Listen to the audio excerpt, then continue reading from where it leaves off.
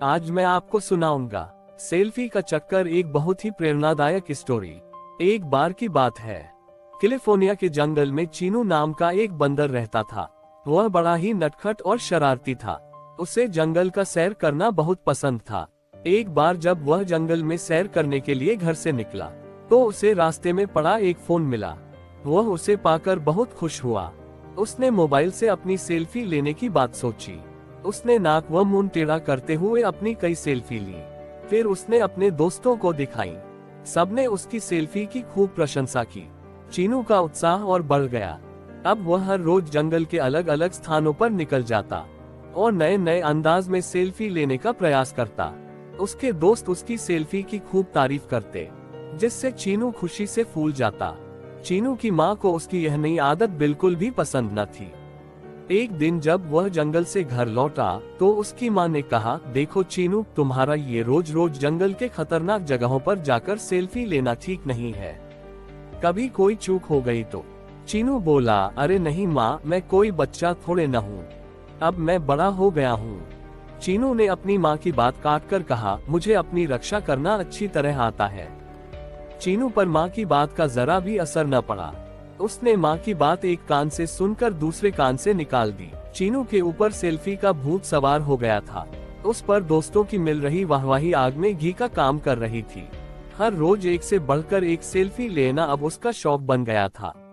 वह कभी किसी पेड़ पर चढ़कर तो कभी जंगल के किसी पहाड़ या नदी के पास जाकर सेल्फी लेता रहता था। कभी कभी तो किसी हाथी या फिर जिराफ की पीठ पर सवार होकर भी सेल्फी लेने लगता था। धीरे धीरे उसे सेल्फी की लत लग गई। चीनू खुद को जंगल का सबसे बड़ा सेल्फीबाज सिद्ध करने में लगा रहा।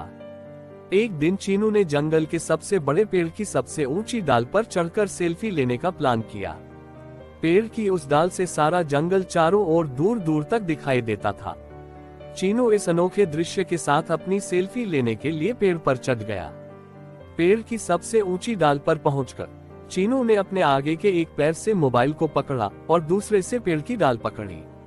उसके बाद डाल से हवा में लटकते हुए उसने सेल्फी लेनी शुरू की। वह अलग अलग पोज में सेल्फी लेने में खोया हुआ था कि चरचर की आवाज आई, पर चीनू का ध्यान आवाज की ओर नहीं गया। वह सेल्फी लेने में पूरी तरह खोया रहा। उसी बीच फिर चरचर की एक जोर की आवाज आई और जिस डाल को पकड़कर चीनू सेल्फी ले रहा था वह पेड़ से टूट गई। चीनू पेड़ की डाल पकड़े हुए अन्य डालों से टकराता हुआ ऊपर से नीचे धम से जमीन पर आ गिरा। जमीन पर गिरते ही वह जोर से चीखा, आह, अरे माँ, मर गया रे। उसकी चीख सुनकर आसपास के जानवर दौड़कर उसके पास आए। सबने देखा चीनू जमीन पर पड़ा दर्द से कराह रहा है। वे उसे उठाकर तुरंत जंगल के डॉक्टर भालूराम के पास ले गए।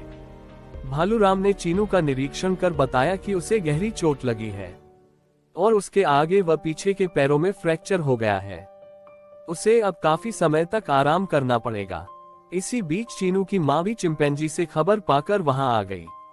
वह डॉक्टर भालूराम की बात सुनकर फूट फूट कर रो पड़ी और बोली, मैंने कितनी बार चीनू को समझाया था कि सेल्फी के चक्कर में मत पड़ो, लेकिन उसने मेरी एक भी बात न मानी और अपनी मनमानी करता रहा। आज सेल्फी की लत ने उसकी ऐसी दुर्दशा कर दी। चीनू को डॉक्टर भालूराम की दवा से थोड़ा आराम मिल गया। वह अपने पास बैठी अपनी माँ को रोते बिलखते देख रहा था। आज उसे अपनी माँ की समझाए एक एक बात याद आ रही थी। उसे अपनी माँ की बात न मानने पर बहुत पछतावा हो रहा था। वह दर्द से कराहते हुए बोला, माँ, मुझे माफ कर दो। आपकी बात न मानकर मैंने बहुत बड़ी भूल की है। अब मैं आपको वचन देता हूँ कि मोबाइल को कभी भी हाथ नहीं लगाऊंगा और न ही उससे कभी सेल्फी लूंगा। मैं अपनी यह सेल्फी की लत को भी हमेशा के लिए छोड़ दूंगा। चीनू को अपनी भूल का एहसास होते देखकर उसकी माँ उसे अपने गले लगाकर बोली, बेटा, इसमें मोबाइल का कोई दोष नहीं है, बल्कि दोष तुम्हारा है। तुमने अपनी जान जोखिम में डालकर सेल्फी ली थी, जिससे तुम्हारे साथ इतनी बड़ी दुर्घटना हुई। अगर तुम सही और सुरक्षित तरीके से सेल्फी लेते तो इस हादसे का शिकार होने से बच जाते। चीनू ने माँ की बात को गांठ बांध लिया, साथ ही सेल्फी की लत को भी छोड़ देने का संकल्प कर लिया। चीनू के पास खड़े उसके सभी दोस्तों ने भी इस घटना से सबक लेकर अब कभी भी अपनी जान जोखिम में डालकर सेल्फी न लेने का फैसला कर लिया। धन्यवाद दोस्तों।